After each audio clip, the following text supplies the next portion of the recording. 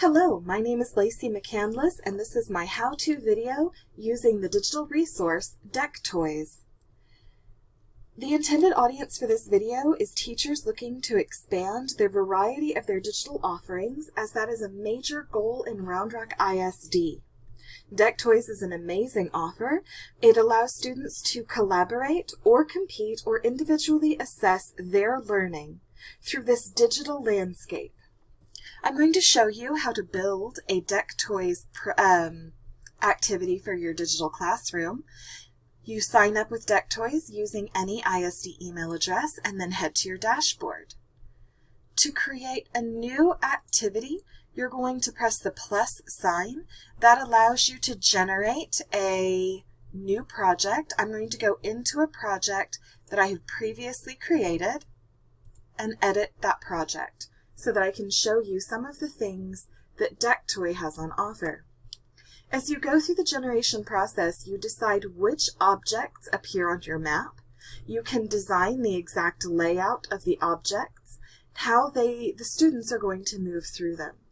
This is a plants activity that I built very, very quickly with just a few words. Let's preview this deck together.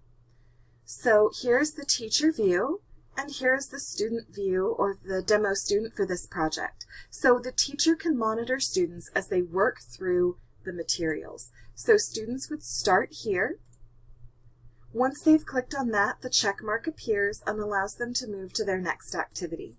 This activity, these words I generated, the computer will read the word to them, and they can flip it over to see an image that I selected and a definition that either the computer generated for me or I entered myself.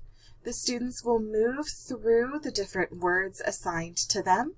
There are only 4 in this activity because it is an example activity. Once they've moved through that, the check mark appears and they will continue to learn utilizing the different materials. So they can't move past this until they enter things like submitting a drawing, perhaps. Here's a very rough flower that the students may create. Submit drawing.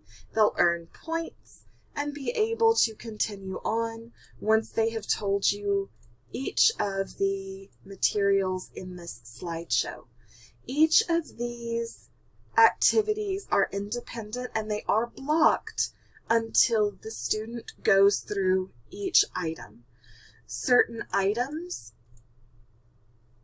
require students to do things like match, or they may have to do a crossword puzzle.